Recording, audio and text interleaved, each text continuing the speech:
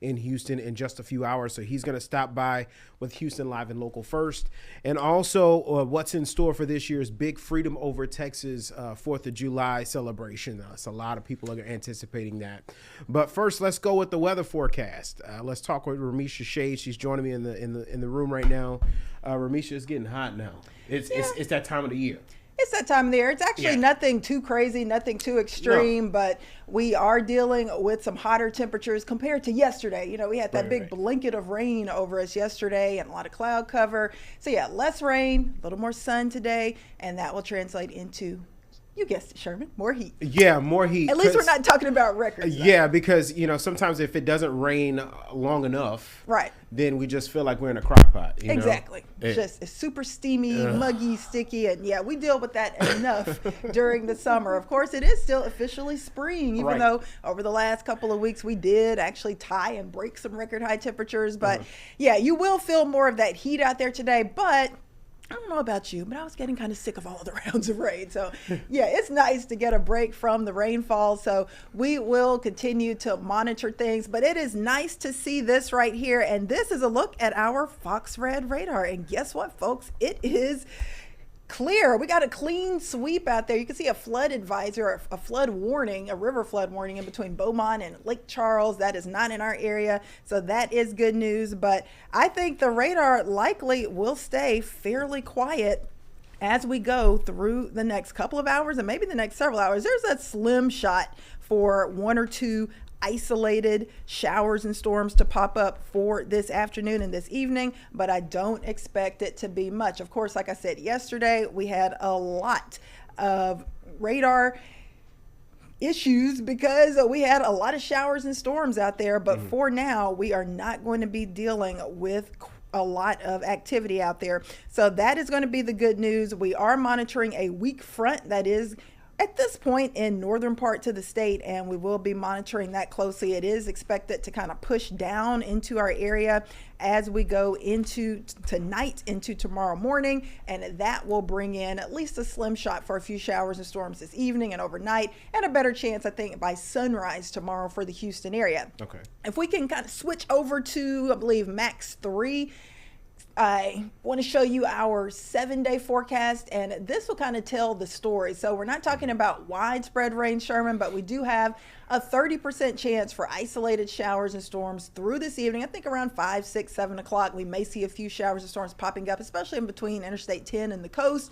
Brief heavy rainfall, maybe some small pea to dime size hail, maybe some wind gusts near 40 miles per hour, but I don't expect anything that's going to cause damage, widespread power outages, or a lot of structural damage. Good. However, that weak front that I told you about in North Texas is going to slip in for late tonight and tomorrow morning, and that will mean potentially the chance for more widespread showers and storms. I think the line of storms will likely be severe across North Texas, Central Texas, maybe up towards Dallas-Fort Worth area, Waco, Tyler, but as it moves in early tomorrow morning, it's going to weaken. Okay. But we could still have a little bit more action in the morning. So if you're planning things out for your Friday, maybe you have the day off, maybe you're getting off early, I think the worst of the weather is going to be in the morning, and then as we get into the afternoon, we may see isolated activity, but I think by tomorrow evening, tomorrow night, the front pushes out, and the weekend is looking drier and a little bit hotter and more humid. So yeah, get ready for that summer sizzle. All right, thank you very much, Ramisha. We appreciate it. Thank you. All right, let's go to Austin and check in on the state capitol. The lieutenant governor is addressing the legislative session as it wraps up. D'Angelo Coulter, who is a graduate student at LBJ School of Public Affairs and University of Houston. D'Angelo graduated in 2022 from Texas Southern University with a bachelor's degree in political science and government. Prior to joining my office, D'Angelo was a state legislative internship program last session and worked for a House member. In my office, D'Angelo oversaw education K through 16, local government and water, agricultural and rural affairs committees. In addition, he was my lead staffer who prepared me for the floor and debates on several bills that dealt with issues like DEI, election, and local control. After the session, D'Angelo will be going straight to Washington, D.C. to work in Congress through the UT's Archer program. After graduating, D'Angelo plans to get his PhD in education. And D'Angelo, I want to personally thank you, sir. I want to personally thank you for your service, for preparing for my floor debates. It's not easy, but your exceptional research skills and deep understanding of my community It served and made you an invaluable addition to my office. I'm confident that great things lie ahead for you. Members, help me to thank D'Angelo Coulter for a job well done.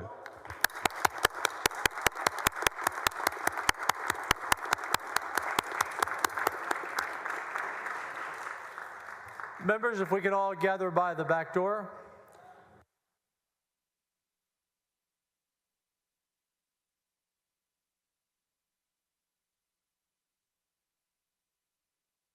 Members, we're going to stand at ease for this press conference, and we may appoint some conferees while we're doing this.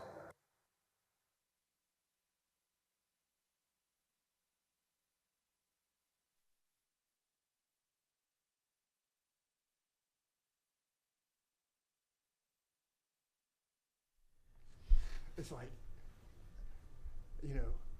All right. Well, that was a quick peek into the legislative session. It looks like we got it right in time because we saw one of our local legislators giving some recognition to a Harris County constituent. So let's go to former Congressman Beto O'Rourke. He's joining us tonight, along with our What's Your Point host, Greg Grugan, in the podcast with us to talk about a meeting tonight in Harris County. It's a town hall.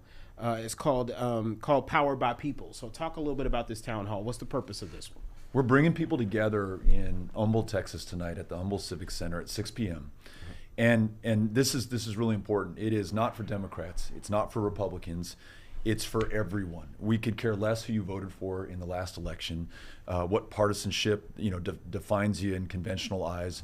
We want to make sure that given the unprecedented changes that we're seeing in our country and in our state, some of the very real challenges that people are going through, that we don't divide along traditional lines, but find a way to come together. We were talking earlier about compromise and consensus and the things that really have made America great in the first place. I don't think that either party has a monopoly on this stuff. And if we'll take the time to listen and learn from one another, I guarantee you we can overcome these challenges right now. And we can make people's lives better right here in Harris County, throughout the state and across the country. So that's what these town halls are all about. Not a party, not a candidacy, not a candidate. It's about the people. You said listen and learn from one another, which is something that sounds great in theory, but oftentimes we don't seem to be listening and learning from one another. Do you think that this will be a successful bipartisan type of town hall meeting? I do, and I think that, look, both parties have this challenge or this problem where they talk at or even talk down to people. It certainly didn't work for Democrats in 2024. I mean, we lost across the board in races that we should have won, including the very most important position of public trust. So I think if we add some needed humility to this and listen more than we speak and seek to understand instead of being understood, I think we're going to have such greater success at the ballot box in 26 and 28.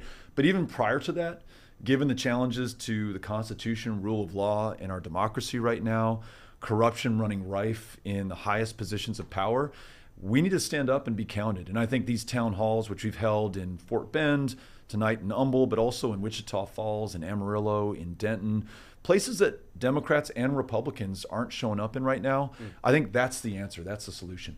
Okay. Beto, you are one of the leaders I've always enjoyed talking to. In fact, you're kind of at the top of my list of guys I'd want to have a beer with. Anyway, I covered you in two big races, and we're both from the border. And we saw something unprecedented happen in November of 2024 with a 27% cycle-over-cycle swing of Latino voters from Democrat to Republican. El Paso held, but Webb County, my home county, went red for the first time ever, and it went all the way down. Your thoughts as you saw that phenomenon unfold, and how do Democrats woo those voters back? I'll chalk this up to two factors. One, the electorate desperately wanted change in 2024. And there was one party, and specifically one candidate, who really embodied that. It might not be the change you want in every particular, but if you want change and one party's offering the same solution, the same way, even saying, I can't think of a single thing I'd do differently than my predecessor, and the other is saying, I'm going to blow this thing up, drain the swamp, and radically upend every convention and custom that you've grown accustomed to, we saw the outcome of that. The other was And, I'm a lifelong and very proud Democrat, but our party was not listening to people in Webb County or El Paso County or Hidalgo County. They were saying, look, we're lifelong Democrats. We are proud of our generosity, the fact that we are cities of immigrants, but this thing is out of control. It's too much. Mr. President, what are you doing? And we had a commander-in-chief who I think did a remarkable job, on the merits objectively, but had a terrible time communicating any of that. And furthermore, not showing up in Webb County and acknowledging what people were feeling, trying to explain it away. Hey, no, that's just a Republican talking point, or you're really not experiencing what you think you're experiencing. I was in Maverick County in Eagle Pass, and a woman said, look, Beto, I voted for you in the last election. I'm a lifelong Democrat, but how would you feel if 20 migrants were stomping through your backyard as they did in mine last night at 2 a.m.? I've got 3 kids at home. I wouldn't like that at all. She wants a solution. She wants action. So Democrats have to show, they can't just say that they're going to fight for people. They do that by listening to people. And then when they're in positions of power, they have to deliver for people. And until we do that, we're going to continue to lose these counties. The other side is, the opportunity is, if we show up for those folks, as we're trying to do right now, fight right alongside them, listen and learn from them, then we have a chance of winning them back. One of the other things I wanted to talk to you about is something that happens in both parties. It's called the excommunication factor, where moderates in either party are excommunicated as not being zealous enough on some of the issues. One of the examples I have is a guy Senator, now Mayor John Whitmire, who's done an extraordinary job over the first 16 months of his mayorship here in Houston, and yet he is shunned by some in the Democratic Party as not progressive enough. Of course the Republicans do it too, and they push people out as not pure thinkers or not radical enough. That shows up in primaries as well. And so you've got moderates who are being pushed out of their parties. Have you witnessed that phenomenon? Absolutely, and to just extend the metaphor of a church, you're really looking for converts, or you should be, and you shouldn't be looking for those that you're going to excommunicate, as you said, both parties are doing. I mean, you look at who the likely Republican nominee for Senate is in Texas, Ken Paxton. He's very exciting to the most radical extremist edge of his own party, but is he going to be able to speak to and connect with Democrats, independents, moderate Republicans? I mean, we will see. And if Democrats are going to win and come out of the wilderness, to your point, Greg, they cannot afford to be judgmental or exclusive or maintain an orthodoxy that alienates people who feel judged and talked down to. We've got to bring everybody in. And yes, there's room for moderates, there's room for conservatives, there's room for liberals as well. Given the question that's being called right now for America, like, will we continue to be a constitutional republic? Will we be governed by law or by tyrants and the super wealthy and super powerful? I mean, I think those issues trump, no pun intended, every other consideration, like where you are on the political spectrum, your precise views on abortion or gun control or this or that. I mean, those are important in their own right. Do not get me wrong. But the very question of America is being called right now, and you need the broadest possible coalition, a true united front, and we can't afford to be excommunicating people if we want to get there. So what have the town hall meetings that you've already conducted been like? What's the results, and what do you plan on doing with all of these levels of feedback that you get? It's fascinating, and part of me was wondering, and I think some of the people who attend the town hall are wondering, like, does this really matter? Is this me just feeling good? Is it signaling my own virtue in the face? I guess that's what I'm getting. Yeah. It's like, is this going to be another hour of me just expressing myself and it not going further than the room? So, yeah. And I think that those in power want us to feel powerless and hopeless and divided and succumb to despair. So I think the very act of showing up is powerful in its own right. And it's not showing up and let me listen and see Beto. It's showing up and holy smokes, 750 people are in this room in Amarillo, Texas. I didn't know there were other people who were concerned, who are willing to stand and be counted at this time of truth. And the great thing is that there's 2 microphones. I start with some opening remarks, and then everyone, we don't care your partisanship, we never screen or ask for it. everyone who wants to gets a chance to speak or ask questions and tell us what they're going through. You know, the young mother with the 12-year-old child with special needs who, because of the vouchers being passed, resources being drained from her local school, Trump proposing to cut the Individuals with Disabilities Education Act, she's like, does my kid end up in a warehouse? She said, I'm a mama bear. I'm going to fight for that kid every day, but I just don't know how to fight. 750 people in that room are listening to her, and we all agreed, hey, we got to have her back. She lives in the Canyon ISD school district in the High Plains. If you can show up Monday at 7 p.m., you show up and have her back. You know, veterans who say, I served this country in Vietnam. I came back with PTSD. I'm already waiting 6 months to see a behavioral health specialist. Now Trump's going to cut 83,000 positions, most of them staffed by veterans at the VA. How is that going to help me? You know, for the non-veterans in the room, they hear that man tell his story and it moves them. If it's just a statistic, if it's a Democratic Party talking point, I don't know that moves you. If it's another human being with whom you're sharing that moment, man, you want to fight for that guy because he fought for us. So I think there's power that comes out of that, and you'll see people volunteer. They'll sign up with us at Powered by People to register voters. They'll sign up with the food bank. They'll sign up to greet people at the VA.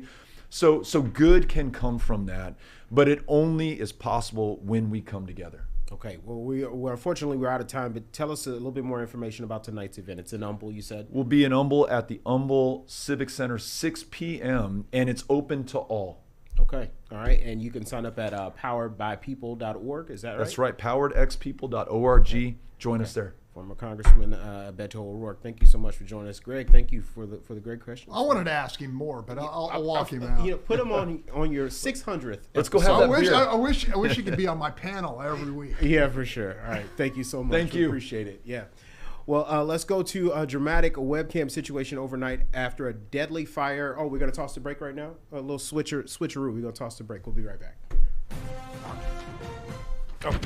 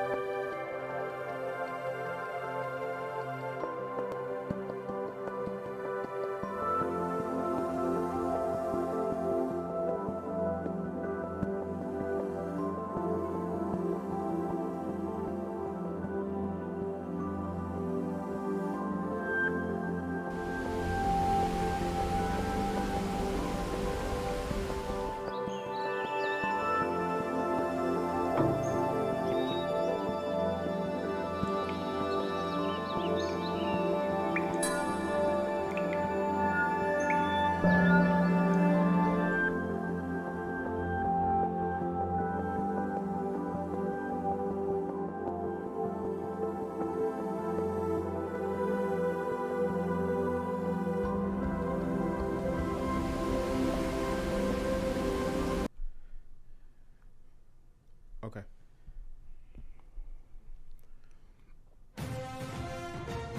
All right. Well, if you've been driving around Pearland by any chance, I know I have in the last couple of weeks, traffic is growing there, like in different parts of that area. So, there along comes the congestion and any other growing area right outside of the Houston area. But so now they're turning to AI to help with this traffic congestion. And we're going to learn a little bit about No Traffic. We're with Tyler Houston. He's a senior traffic solutions engineer with No Traffic. Thanks for joining us, man. Yep. Thanks for having me. All right. So, AI is something that everybody kind of at least hears about at this point. If they don't use it every day, we use it to some type of capacity, but AI is in everything. And now it's in traffic. So break this down for us. And I know you're an engineer. You're a bright mind, but give us the layman's terms for this to help us understand how it works. I'll give the layman's terms. So we've seen a technology revolution specifically with artificial intelligence. Many industries have embraced this, but the traffic management industry, specifically management of traffic signals, has been slow to adopt. In fact, most of the hardware that sits out at the intersection right now doesn't even have the necessary compute power to even run artificial intelligence on top of that. So it's pretty antiquated, probably. It's pretty antiquated. Some of it's decades old. Wow. Okay. So how does No Traffic work? Right. So what we do is we come in, we get installed like a traditional detection system. Basically, it looks similar to what you see already. So there's cameras out there. There's even loops in the ground. What we do is we place one sensor per approach. It's a video and radar sensor. So we fuse both of those together so we get a really accurate view of everything that's happening at the intersection. So we're tracking vehicles, we're classifying everything. We're even doing this for bicycles and pedestrians. And then we're connected directly to the traffic signal controller where we give that information to it. And we can even take full control of the intersection and optimize the signal timings in real time continuously 24/7. Wow. So real time analysis that can help like right then. Exactly. Just like AI has glitches, what are the chances of something like that having a glitch in traffic when it comes to traffic? So with traditional technology, this happens all the time. So if you've ever been sitting at an intersection and it seems like you've been skipped, or sometimes you've been waiting there. Yeah. Right. You've been waiting there and you're like, I think this could be running a little better. This happens all the time. With our system, since we have the video and radar, we can definitely see where everyone is in all different types of weather conditions. And then we also can run AI algorithms that are evaluating thousands of scenarios up to 2 minutes into the future. Wow. And selecting the scenario that produces the lowest delay for all of the road users. So it's been in Pearland. How's it been going so far with that area? It's going really well. So we've already installed 12 and they're going to expand with another 15. And so this is laying the groundwork for basically converting the entire city into a very smart traffic signal system. Are you looking for other governmental entities and areas to join you guys? We are installed at a few other agencies throughout the Houston metropolitan area, also throughout the state of Texas. That's cool. Even all the way to California, Florida, and even up into Canada right now. AI is everywhere. All right, so how can people learn more about No Traffic? Right, so you can go to our website, notraffic.com. We have different resources there, specifically our case studies on how we're using this across the country, specifically to move people more efficiently and safer through intersections. That's pretty cool, man. Tyler, thanks for all the work that you're doing. We appreciate it. Absolutely. Thanks for having me. Tyler Houston with No Traffic. We'll be right back.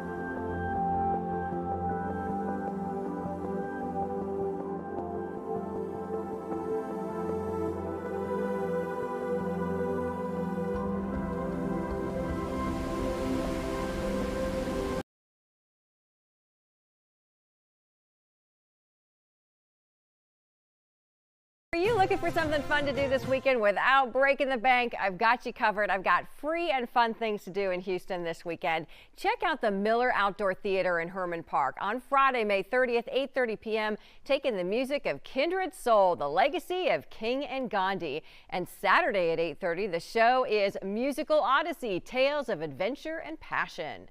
Start your Saturday morning right with free Hatha yoga at Discovery Green every Saturday, in fact, through June, 9 a.m. to 10 a.m. It is a basic vinyasa yoga class for enhanced awareness and a strong, healthy body. Sunday, June 1st is Juneteenth, Houston's third annual Celebrate Freedom Fest at Emancipation Park Conservancy, 3018 Emancipation Avenue in Houston from 1 to 7 p.m. This is a celebration of culture and a tribute to the pioneers of Juneteenth. They've got events, activities, and an opening ceremony to kick off the 160th anniversary of Juneteenth celebrations in Houston. Sunday is also the last Jazzy Sundays concert from 4 to 7 p.m. at the Waterworks in Buffalo Bayou Park. Family-friendly concerts from Buffalo Bayou Partnership. And Sundays are the day for free farmers markets. You've got Galveston's own farmers market at 1904 GH&H Depot at 3304 Market Street from 9 a.m. to noon. And of course, the farmers market on Navigation in Houston, 10 a.m. to 2 p.m. Brought to you by the East End District. They've got cuisine, culture, fresh produce, farm and dairy products, crafts, and of course it is in one of Houston's most historic communities. So you'll find links to all of these on Sullivan Smart Sense on fox26houston.com. And of course I'll keep you posted on Instagram. It's Heather Sullivan Fox 26. And I'll see you next week. I've got more free and fun things coming up to do in Houston next weekend too. Free and fun stuff in Houston? I mean, come on. We got everything for you. We're hooking you up, all right? We'll be right back.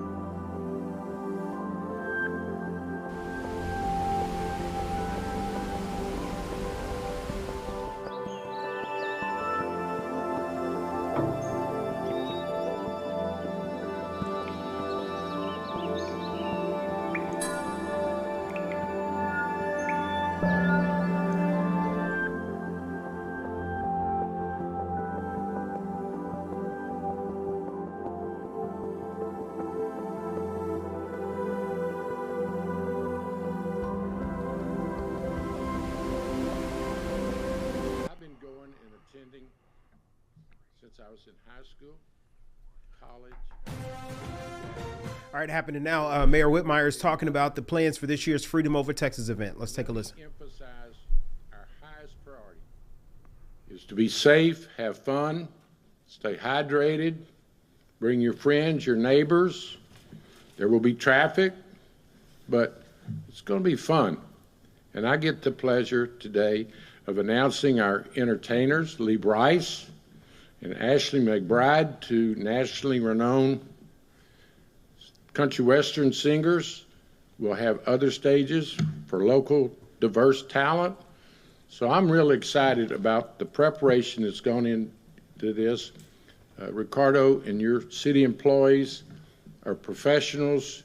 We encourage everyone to come spend as much time as you can. It'll be hot, but also we're going to make it as safe as possible. We all know the highest priority of all of us is to have a safe experience for our families and return back to our homes to go to work and school and play the next day. We couldn't do this without sponsors. And I want to thank the sponsors. There's a pretty good sized list, but they also know how important Houston residents are. You know, we have a great city and great people. We have challenges like other major cities, but we're meeting our challenges. And one way we're doing it is our collaboration with our sponsors and other levels of government. I want to thank Channel 13 for being facilitating the coverage of that event and this announcement. But I want to thank Silver Eagle, Bud Light in particular, Dr. Pepper's president, Southwest Airline, Metro. I could go right through the list. I'll let Ricardo go down the people that he's working with to successfully present this event. So thank you for being here. Let's have fun. We're known for this event and pretty special. Not sure any other major city in America can bring the diversity of people together, produced by city government and its corporate sponsors, and I'm pretty excited about it. So, Ricardo, I'll yield to you at this time. Thank you, Mayor. As you said, without the collaboration and help of sponsors, we can't make this happen. And here today we have, speaking on behalf of Dr. Pepper, Stephen Tunson is the immediate consumption manager. Good afternoon. We at Cure Dr. Pepper are thrilled to celebrate our 12th year partnering with the City of Houston and Freedom Over Texas. A big thank you to the mayor and the entire special events team for making this celebration truly one of a kind. In the Dr. Pepper Flavor Zone, get ready for a brand new experience. We're proud to introduce Dr. Pepper Blackberry. It's a bold new twist combining the signature Dr. Pepper flavor with the rich sweetness of blackberry. It's a must try this summer. But that's not all. We're turning up the energy for Independence Day with Ghost Energy and C4 Energy, the official energy drinks of summer. Whether you're here for the fireworks, the fun, we've got you covered. And of course, no summer celebration is complete without a classic treat, our original Dr. Pepper float, for the whole family to come out and enjoy. So come join us for the Flavor Zone for live music, games, and an ice cold Dr. Pepper as we celebrate the 4th of July in true Texas style. Thank you very much. Thank you, Stephen. If you didn't catch that, we do have Dr. Pepper floats over here at the house right. So now I'd like to introduce Sarah Silva with Silver Eagle Distributors Houston. She's the marketing manager. Hello. Thank you, Ricardo, Mayor. As a founding sponsor of Freedom Over Texas, Bud Light is extremely proud to be involved in Houston's official 4th of July celebration for the 39th straight year. We are excited to host thousands of Houstonians in the Bud Light Amphitheater and enjoy some cold beverages at the Bud Light Bayou Beer Garden, which is the best location to take in all the music, fun, and of course, fireworks. Again, this year, we will have these limited edition Budweiser cans to support the Folds of Honor Foundation, which is a nonprofit organization that provides educational scholarships for families of U.S. military personnel that were killed or wounded while serving our country. On behalf of Silver Eagle Houston and our 1,100 employees, I would like to encourage everyone to enjoy responsibly and make plans for a safe return home from wherever you'll be celebrating this Independence Day.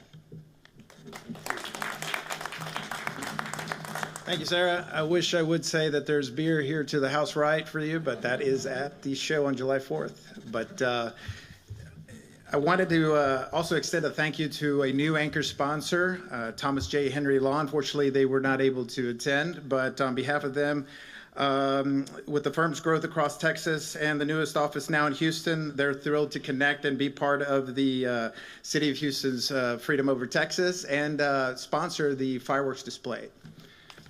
Also wanted to give out a quick thank you to all the sponsors. I mentioned without the collaboration and help from all the sponsors, this event would not happen. 39 years was quite a bit, and unfortunately, I'd like to say that 30 of those years that I was actually physically working that event, so no break for me. Other sponsors to thank, AirTech, Southwest Airlines, Radio One, we see them here. Thank you very much for your collaboration. Without you, again, we couldn't do this. Shake Shack, McDonald's, Verizon, American Furniture Warehouse, our fantastic sports teams, XFL, the Roughnecks, Astros, the Dynamo Dash, and the Rockets. Thank you, Mayor, for your leadership, actually, and your trust in us. We're here to show what we're able to do and carry Houston high on our shoulders. And also our special events team, most staff that without them, a lot of the events would not happen. With that, I'd like to ask if we can show the 30-second spot that we have on the video clip, and thank everybody for coming. There will be questions afterwards. I'm happy to answer.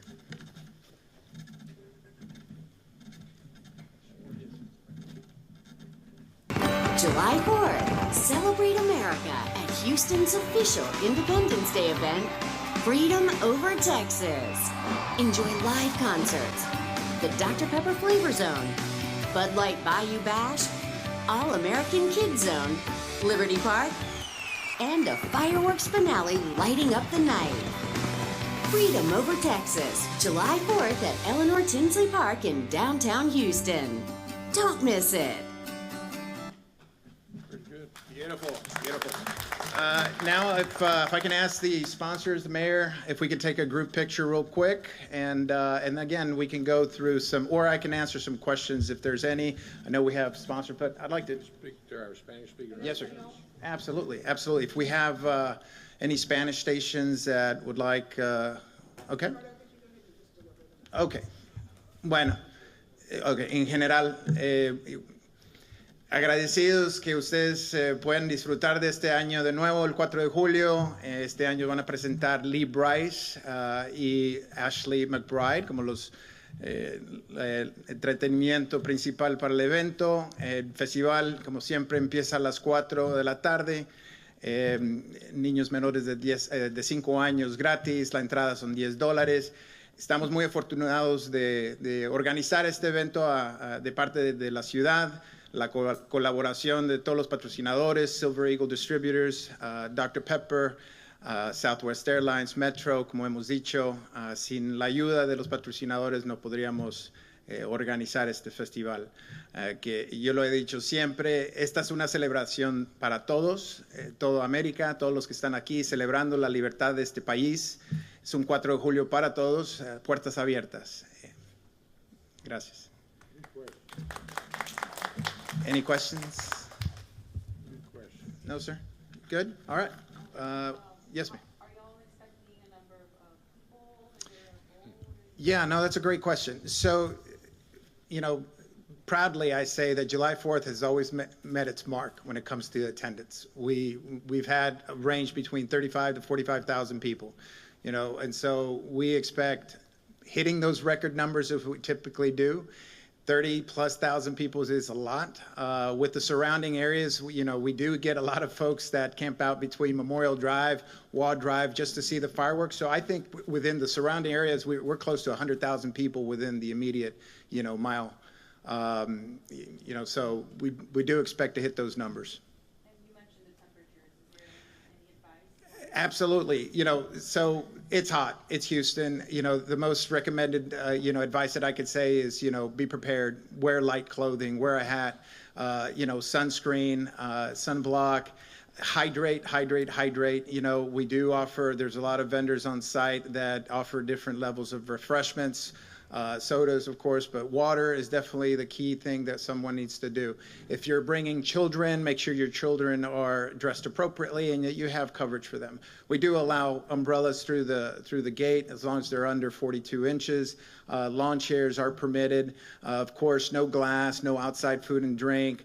We do have security that manages the entrances, and they control all that access. So if there's a medical need that you need to bring in certain items, medication and such like that, that's fine. Just discuss that with the supervisor or the security at the gate. Mosquito spray. Mosquito spray is a plus. We are at the edge of a bayou. All right, that was the details for this year's Freedom Over Texas, a 4th of July event hosted by the city of Houston. Lee Bryce, Ashley McBride are the two headlining artists for this year. They got a lot of different things, including an area where you can get a Dr. Pepper float. I mean, that's pretty cool. Bud Light sounds like they got some things planned, and a lot of fun family things happening there. I've been there a couple of times. I've had to be there under the capacity as a reporter, so get to talk to a lot of people. It's a lot of fun, but another thing that they just talked about is being safe. It's really hot, 35, 45,000 people in the same space. Things can get really hot, so stay hydrated. Take care of those things beforehand, and take advantage of those resources that are out there, because it could get dangerously hot. So let's move right along, though. We're going to actually take some legal questions from our legal analyst, Chris Tritico. There's some interesting questions today. Yes. I think it'll help a lot of people. We're going to start with a question from David, who writes, during the last election, my grandson went to the polling place near home to vote for the very first time. Someone used his name to vote that morning in another part of Houston. After they determined what happened, he was allowed to vote. Should he be concerned about other illegal uses of his ID? Should he file a police report? David, yes. And yes, you should be very concerned about this. If someone has stolen his identity and used it in any manner, especially to vote or anything, he needs to do several things. First, check his credit reports. You can get a free credit report once a year from each of the 3 credit reporting agencies. And so just schedule that to get it once a year. Start checking that credit and make sure no one is taking out loans or credit cards in his name. Make that police report so that you've got it on record that someone stole his identity, and start checking to make sure that you don't have any other issues going on. We want to have all that done in case something does arise. Then you can prove that you had reported this before someone took out a loan or something in his name. Good luck. Oh, that's good to know. Yeah. What a mess, and it's hard to get all that. It's very hard, up. and that happened to me, and I blocked my credit, and then every time I tried to charge something, they wouldn't let it go through. Yep. So it was a mess. Exact same thing here. Been there, done that, and it's not fun. Yeah. All right, next question coming in from Paul, who writes, I am retired from the USPS and have fallen on hard times. My only income is from SSDI and my pension. Does this Texas Property Code Section 42 protect my USPS pension from wage garnishment or a judgment creditor? Paul, good question, and thank you for asking this. And the answer to your question is yes, you've read that absolutely right. The section in the Texas Code says that in this section, a qualified savings plan means a retirement plan sponsored by a private employer, a government agency, or a church. So no matter how yours was, it would qualify. In addition to the exemption prescribed above, the exception provided by this section, a person's interest in that right to receive payments from the qualified savings plan, whether or not vested or not, is exempt from attachment, execution, or seizure for the satisfaction of debts. What that means is if you get sued because of the hard times you've fallen on and get a judgment against you, they cannot seize this retirement plan from you. Good luck. All right, our final question coming in from Christina, who writes, my son and daughter were in a car accident last year. The car is a total loss. Neither insurance company will investigate the accident. They have declared my son responsible without speaking to our witnesses, and now neither will replace my vehicle. The person who hit my car received $60,000 from my car insurance company. The car is in my name. We recently found out from a lawyer the people who hit my vehicle are influential in the community. Is there anything I can do? Okay, Christina, the lawyer who told you that no lawyer will take this because these people are influential is not telling you the truth. Lawyers don't care if they're influential or not. Matter of fact, if they're influential, it means they probably have money, and then we're happy to sue them. All right? So that's not the issue. The issue is all you have is property damage. and lawyers aren't interested in solely a property damage claim because the money comes from the personal injuries, not the property damage. That's why nobody will take your claim, and that's what nobody will tell you. I'm telling you now. If you want to do something about this, go to the Justice of the Peace Court and sue the person who hit your daughter yourself. All right, you don't have to have a lawyer to do this. It's better, but no lawyer's going to take this. So just go sue them in JP court. You don't sue the insurance company. You sue the person who hit your daughter, and then see what happens. All right? Good luck. And I've never heard of insurance companies not investigating. Usually they take so many statements from everybody involved. It's very strange. The whole thing's bizarre. It's very strange. All right, but she's got your help, and hopefully she'll go take care of business. If you want to send us your legal questions, hop on our website. You can find us at fox26houston.com. If you look for Christmas segments, just go to the morning news tab, and you can begin the journey there. As always, for specific info, it's a good idea to contact an attorney of your choice. Thanks again, Chris. You bet. A lot of good legal questions and answers from our team there. All right, so May isn't over just yet, so that still means that there is some time to celebrate National Barbecue Month. I didn't even know we had a National Barbecue Month. We're in Texas. Like, that's every month. All right, but either way, DeLon Dillard is hanging outside with the pitmaster from Chicano Barbecue. Barbecue is what's going on, and if you send me anywhere to go eat some barbecue, you know I'm going to do just that on National Barbecue Month. And we have the pitmasters of Chicano Barbecue here with us. Recently named the youngest pitmaster, correct? Yes, sir. Congratulations to you first and foremost. Thank you. So before we get into the barbecue that we have in front of us, Chicano Barbecue, you were telling me this is a pop-up, right? Yes, sir. Yes, sir. Where can we find you? You can find us at 2708 North Shepherd Drive at Tequila's in the Heights. We're there Wednesday through Sunday. From Wednesday to Saturday, 3 to 10. On Sundays, we open up 12 to 6. 24 years old, pitmaster. How did you get into this? I was just a kid in high school selling barbecue. I just, kids sell chips in a bag. I used to sell pork ribs in a bag in high school. And, that's kind of how we all started. So you've been hustling as a youngster? I've been cooking for about 6-7 years. Been in business for 4 years. That's awesome. How does it feel to have so much success thus far? Oh, man, it's awesome, man. It's a blessing, man. It feels like a dream, to see all this, to be on the news. It's awesome, man. Well, we thank you for your time here this morning. What do we have in front of us here? So right here we have our brisket elote. It's a Tex-Mex infused brisket elote. We have a Tex-Mex seasonings we put in there. We have our Big Tex burger. These are some of our signature items. Our Big Tex burger, it's a double meat smash burger, cheese on both patties. We put caramelized onions. We put some brisket on that. And then we got our brisket torta croissant. It's not like your everyday torta. We use a 4-ounce croissant. We put brisket, brisket, lettuce, tomatoes, queso fresco. We have an avocado green sauce we put on there, and then we also have our brisket. We also do brisket by the pound, pork ribs, a little bit of everything. Love brisket. Can I try? All I've been doing is eyeing the brisket. Can I just try the brisket? Go for it, brother. Okay. Here you go, man. Got you right here. If the fly can get out my way, it can't do that.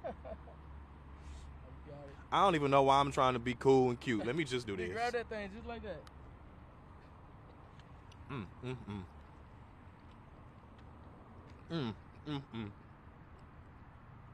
What's the secret? Can we get the secret or no? We can't get the secret. Oh, we use salt, pepper. We use a Lowry's mix. We use a 16-mesh pepper.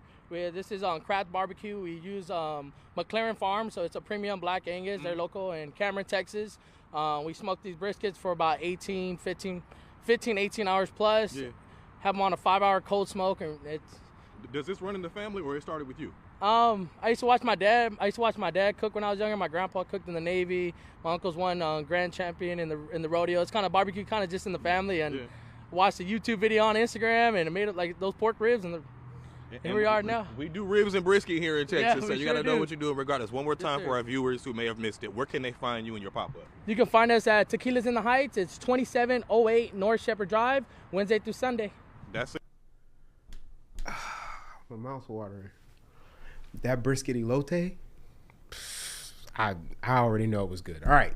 So you may want to say, see you later, alligator. That's something that we always say, but they're actually very important to our ecosystem. So today's the day to sink our teeth into learning about these reptiles. So Ruben Dominguez has more on that. It's been a minute since I've been down here, and it's good to be back and see the gators and to see Chris again after a few years.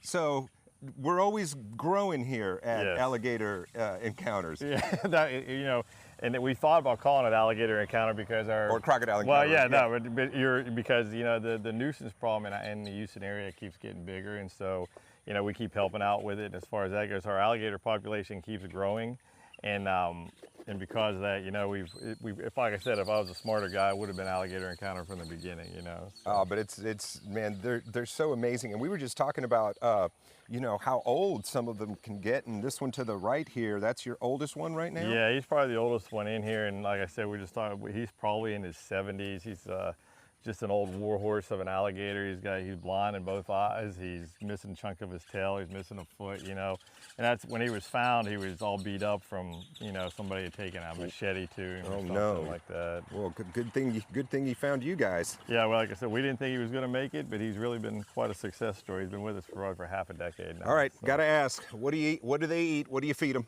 When they're on tour, we use meat, but their primary diet is actually this pellet, which is Missouri crocodilian diet. It's a mixture of vitamins and minerals, and make sure their teeth and jawline and everything like that is healthy, so make sure they're all they grow right, and they just it's got everything that they need in there. So your North American alligator gets to be how big?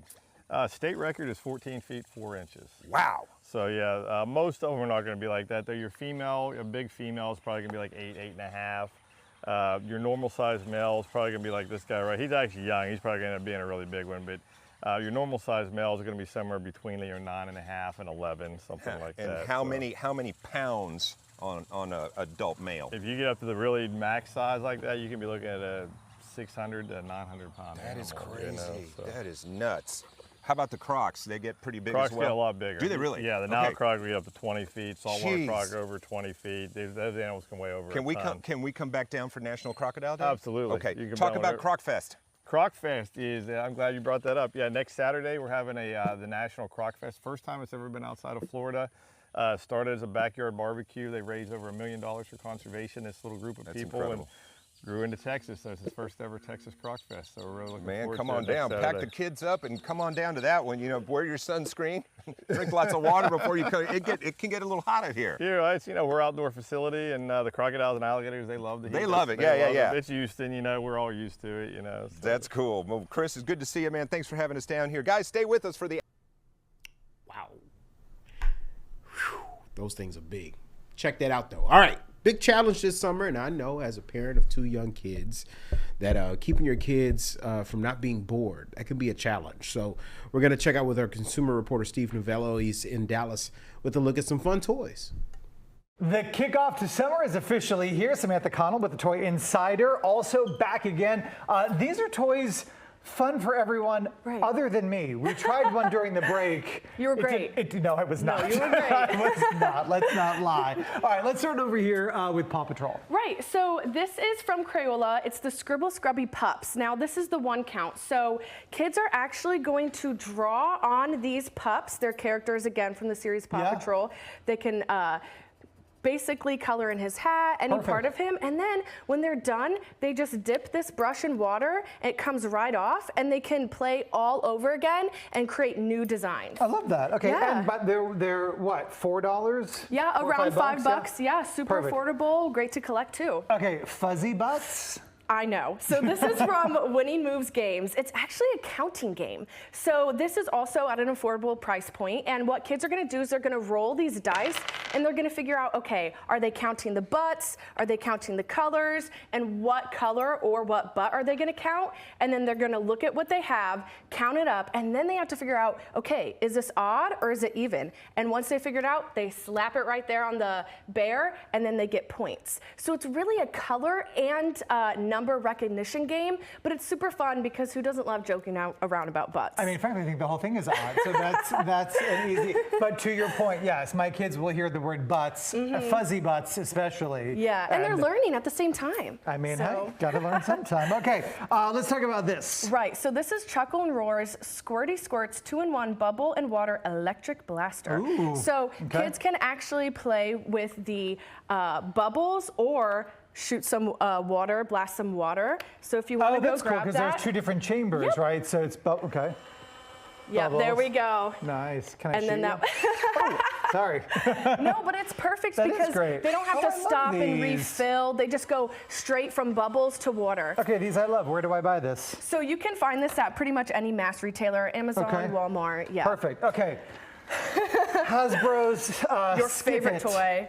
Yeah, so this is Hasbro's Skip It from Just Play. Now, a lot of adults are going to recognize this toy because we played with Skip It's a long time ago, but this is new and improved. It actually has, it'll count how many times you're skipping it around. It has lights, it has sounds. It's perfect. And basically, you just latch it onto your ankle, you'll roll it around on the ground, and then you'll start skipping over it. And it's perfect to get some active play into the summer. I mean, first of all, thank you for using the term "we" with a generational reference, but I just played this for the first time. It was great. It was not great. You it was are not a great. star, a pro. Yeah, it's really great to get kids up and moving, and it's That I easy do to love. play, inside, outside. It's really versatile. All right, and finally, listen, we were just at Legoland, and the Lego Friends franchise is just doing so well. Yeah, so we have here the Lego Friends Heart Lake City Candy Store. Now, this is really cool because all these parts actually connect together.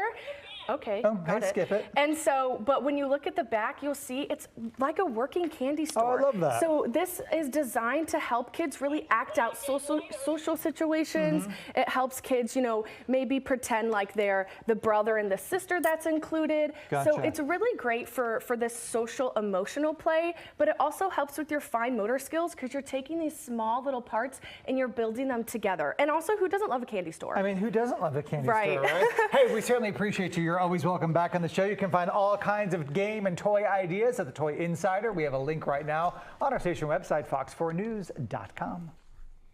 All of those are really, really cool. All right, take advantage of those. Okay, well, that wraps up our 2 o'clock hour. Stick around for the 3 o'clock hour. It starts pretty soon.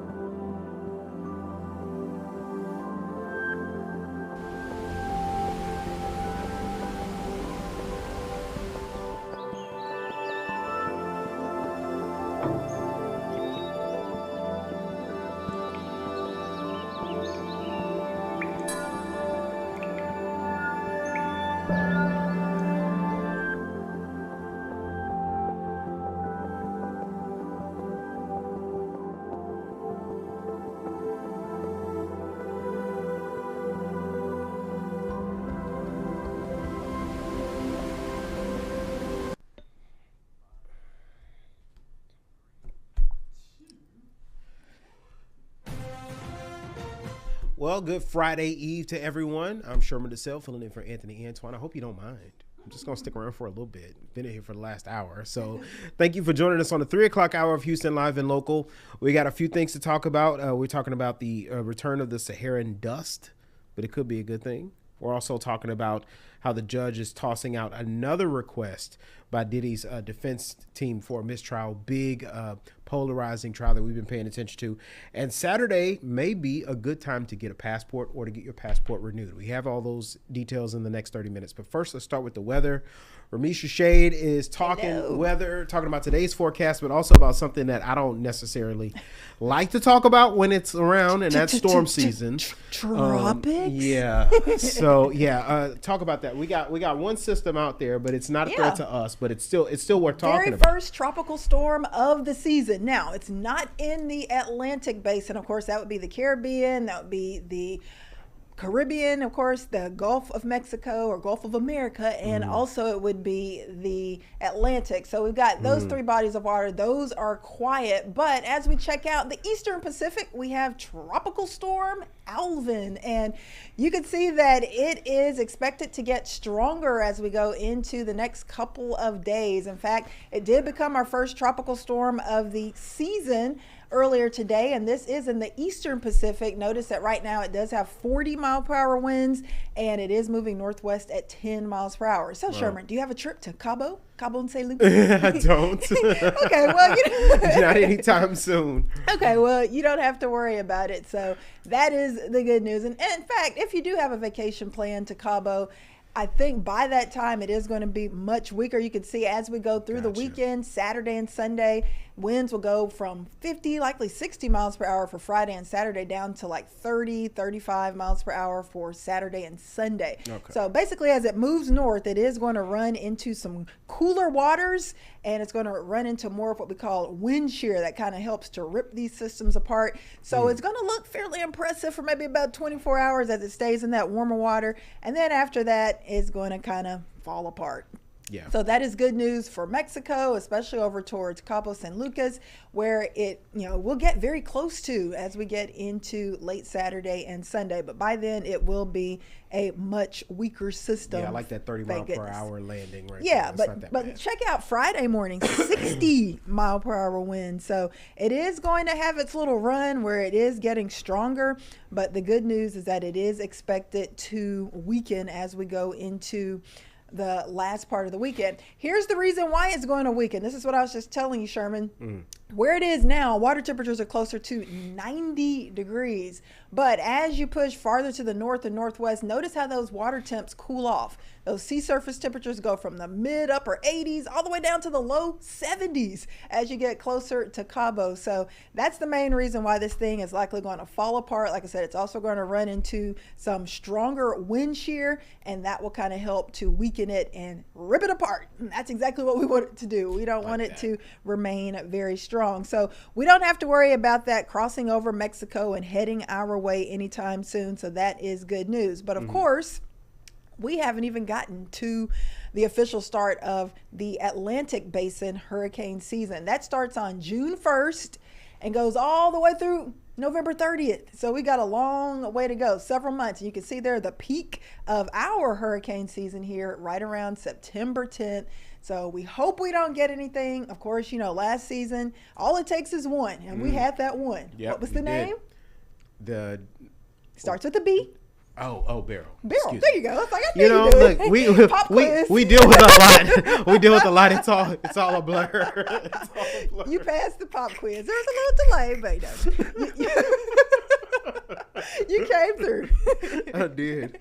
All right, good job. A++. Oh, all right, man. so let's go. Glad I'm a journalist and I can actually recall some of this stuff. Yeah, I wanted to give you a quick view of what's going on right now, though. Let's go back to the radar. And you'll see that the radar, for a change, is actually quiet. Isn't that nice? Round of applause for that. Yes. We've had enough rounds of rain, strong, severe storms all week long, off and on. So it's nice to see a little sunshine out there. Yeah, we've got some cumulus clouds popping up, but no rain falling from those clouds right now. Temperatures, like you were saying about an hour ago, they're sizzling out there. Yeah. We're close to 90 in H-Town, 92 Sugar Land, 89 Wharton, 90 Columbus. So yeah, we've got the heat, and it is a lot of heat compared to yesterday. With that thick blanket of clouds and rain that stayed over us for several hours yesterday, we didn't get very warm. So we're already about 16 to 15 degrees warmer in Houston than we were at this time yesterday. Think about that. Wow. It was cooler, but of course you had all the rain, so it still wasn't good pool weather yesterday. Right. So actually today is better pool weather. It's just going to be sizzling out there. So make sure you're prepared. Sunscreen, water, do what you can to stay safe. Okay. All right. As far as any threat for severe weather, it looks like we do have a low 1 out of 5 risk, but notice the highest threat is going to be across Northwest Texas, Lubbock, Abilene, San Angelo. So Northwest Texas into parts of Central Texas. We're expecting severe storms to blow up this afternoon and this evening, and they're going to try to make a run for the Houston metro, but you know what? I think they're going to lose steam, lose gas as they try to get here early tomorrow morning. So we're likely going to be dealing with some storms that are weakening as we go through the late night hours. The flash flood risk for us today mainly remains off to the north and west of Houston, but it does include Brenham and College Station. So the reason that we have that chance for some storms in the morning, here's another cold front that is trying to mess with us again, Sherman. It's going to get close to us this evening. It's going to push through by tomorrow morning and tomorrow afternoon, and it will kind of trigger a better shot for some showers and storms. All right, but as we go into the future, notice those big time storms blowing up back towards San Angelo, Abilene, Midland. Then as we get into the early morning hours of Friday, they're going to try to make a run towards Austin, College Station, but notice that line kind of falling apart. So that means for your Friday morning drive, there could be a few showers and storms around. Best chance will be north and northwest of Houston, but I wanted to stop at 5 p.m. tomorrow because that front is still sitting right over Houston and Interstate 10, and I do think we will have some more of those downpours kind of regenerating, and that means we could have kind of a messy Friday evening commute. So we'll be watching for that. But the best news I can give you, if you have your beach plans, your pool plans for this weekend, Saturday and Sunday, this front is out of here by 11 p.m. Friday night, and we finally start to see high pressure building in for the weekend. So isolated rain, yes, potentially, but it's not going to be that bad. Baseball action? Yeah, you like for baseball? Sure. Yeah, I love baseball. All right, we got Astros. That's another word with a B that I actually got. That All right, we got Beryl and we got baseball. I'd much rather be in a baseball game than dealing with Hurricane Beryl, but we got the Rays in town, Tampa Bay, playing the Houston Astros, and it looks like it's going to be hot. It's going to be steamy, but I've got those rain chances right now at about 10 to 20%. So overall, we're looking good for the baseball game. If you're heading up to Dyken Park, prepare to break out in a sweat as you're walking up there because it's going to be hot. But once you get inside, hey, you'll be fine. You'll be fine. Thank you so much, Ramisha. We appreciate a nice little breakdown. Thanks. No problema. All right, so get ready for the return of the Saharan dust. While it can cause some possible health issues, it could also be beneficial. So our meteorologist, Allison Gargaro, explains that. But our best friend, our old friend, Saharan dust, making its way off the west coast of Africa as we speak. Now, this big plume, which you can see here, moving across the Atlantic Ocean, and the plume is mainly going to be in the Caribbean, at least through next Tuesday. But we're going to be getting some of that light dust actually making its way to Houston. Oh, yeah. So, dust does a few things. And I have a lot of fun facts about it that I will continue to share with you throughout the season, but it helps if dust gets wrapped in a tropical system. It helps to weaken the storm, inhibit any further development, which is awesome.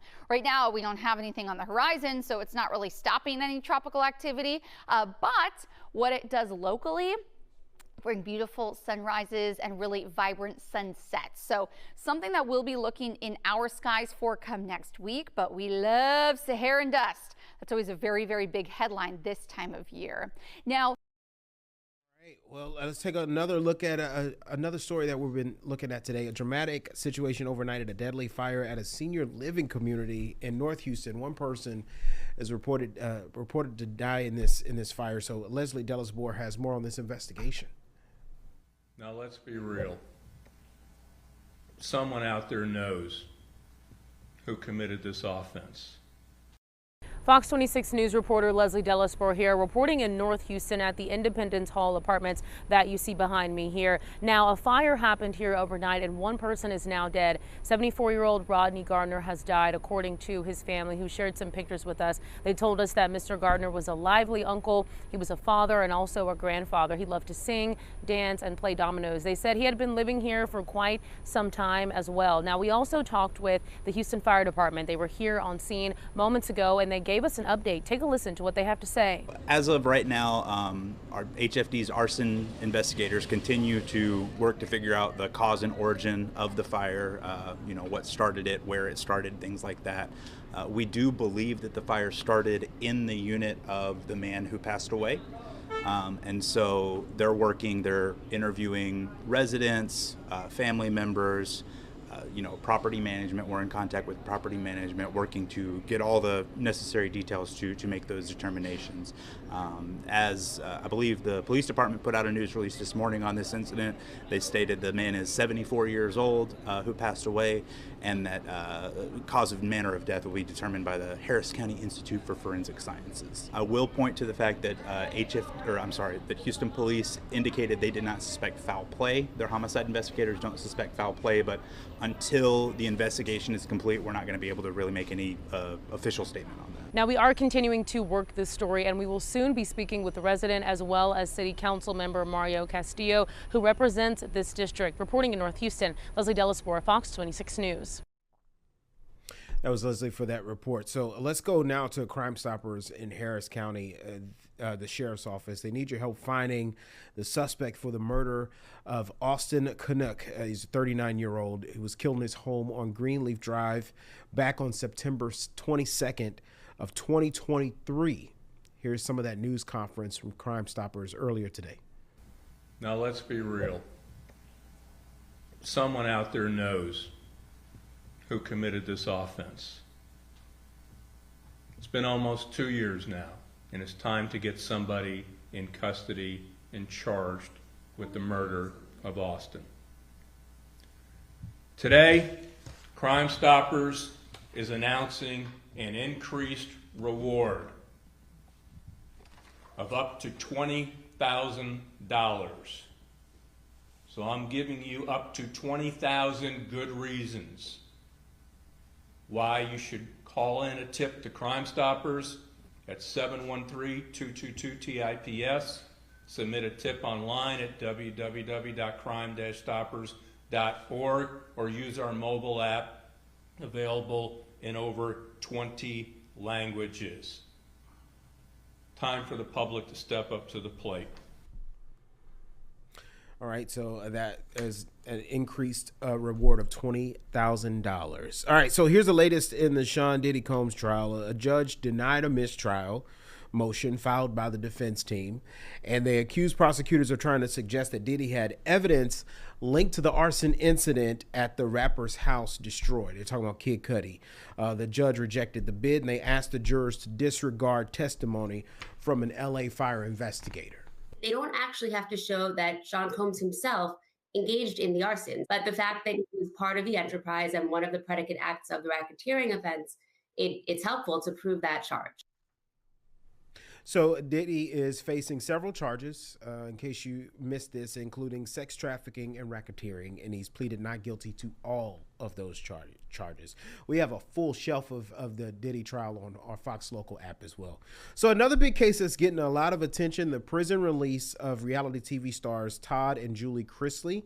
It comes after a full pardon from President Trump this week. Fox's Caroline Elliott, she has reaction from our station in Pensacola. This prison release was very on brand for the reality TV family. Okay, there were cameras all over the place, and some fans even showed up to support the family here in Pensacola as Todd Chrisley walked out of prison late last night. His daughter, Savannah, was there to pick him up after nearly 3 years in the federal prison camp in Pensacola. Before President Trump stepped in, Todd Chrisley was sentenced to 12 years in prison after being convicted for for bank fraud and tax evasion, alongside his wife, Julie Chrisley. Mrs. Chrisley was also sentenced to 7 years in prison, but was also released from a prison facility in Kentucky late last night. The reality TV couple has been behind bars since 2022, and since then their daughter, Savannah, has never stopped fighting for their release. She tells us the fight won't stop with her mom and dad either. In fact, the family says they're just getting started.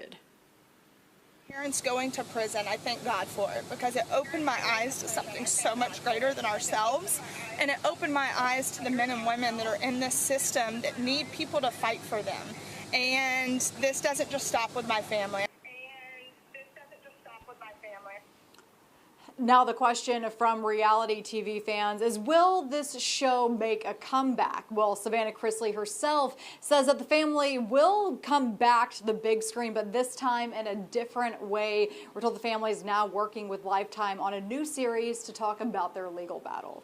Delon, Melissa. All right, so here's a question. This is one for myself, honestly. If you have a passport or you need to get one renewed, I need to get one renewed. Maybe I'll tell all my business, but there's some help with this weekend. Joining me now is Austin Ruiz. He's the Community Engagement Manager for Precinct 4 in Harris County. Thanks so much for joining us today, man. Yeah, thanks so much for having me. We appreciate it. Yeah, so talk about this. This is a good opportunity for people who either wanted to get a passport or just not sure of what to do or if they need to renew it. So let's talk about what the process looks like. Yeah, well, first, Commissioner Briones knows how complicated the process can be. And so she is all about making sure that services are more accessible to our constituents. And so we are partnering with Congresswoman Lizzie Fletcher's office to be able to host this passport fair at Burnett Bayland this Saturday, the 31st, from 8:30 in the morning until 4:30 p.m.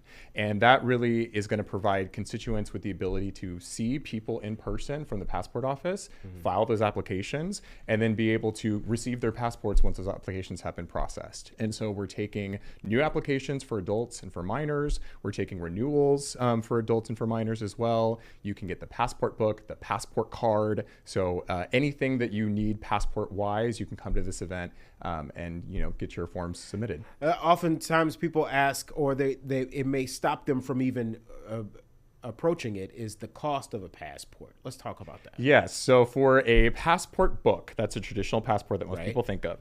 It's going to be $130 for people to be able to get that. Now, the passport card's a little bit cheaper. It's going to be $50 for the passport card. And then you can also do both, and you will get a discount on doing both of those, right? Oh, nice. Yes. And so people can provide either a check or credit card when they go to the passport fair. And then really the most important thing is people need to make sure that they bring the correct documentation.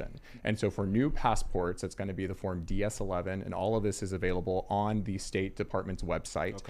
For renewals, that's going to be DS82, and there are some certain restrictions that are laid out on that form, so just make sure that you go through those check boxes. It'll tell you whether or not you can use that form. Is there a difference between a minor and an adult applying for one? Yes, great question. So minors need to have a separate form filled out by both parents, signed there in front of the agent. Now, if both parents are not able to be there, there's a process by having a notarized form if one parent isn't able to be there. But yes, there is an additional statement of consent for minors to be able to get their passports. And those additional signatures is just a form of making sure that their identities are verified. Yes, exactly. And then in addition to that, you also need to make sure that you bring a state ID, a copy of your birth certificate or naturalization form if you recently got naturalized, and then a recent passport photo, which you can get at a Walgreens or a CVS as well. I recently, in the last couple of weeks, we did a story on the Real ID when everybody was starting to panic about the deadline that no longer is the deadline. Yes. And then they talked about how passports are a good alternative. Have you been getting a lot of inquiries about the passport since? Oh, absolutely. Especially that passport card that I mentioned. I mean, it's basically just another form of identification. It fits into your wallet. You whip it out. You can use it for certain travel as well. And it's a really great resource for people to be able to have that they typically don't actually know about. And so that's why Commissioner Briones is hosting this event, because she wants to make sure that, especially with travel season coming up for summer, she wants constituents to be able to have access to those direct resources, to be able to get the assistance, because it can be a very complicated process to apply for passports.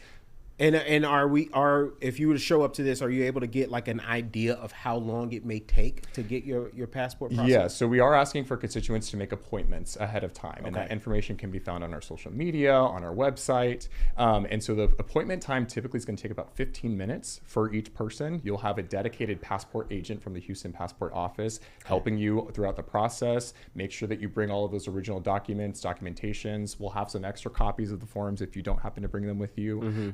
And we'll help you every step of the way throughout the process. Okay, sounds good. All right, so tell us again, this is happening Saturday from 8:30 to 4:30. Yes, Saturday, May 31st, 8:30 to 4:30, Burnett Bayland Community Center. That's 6026 Chimney Rock. It's a Precinct 4 facility offered by Commissioner Leslie Briones. All right, thank you so much, Austin Ruiz. We appreciate all the information, and I wrote notes. Hopefully I'll see you there. Yeah, for sure. All right, thank you so much. All right, so NASA is now in the wildfire fighting game. Good tease, right? That's next. Thanks.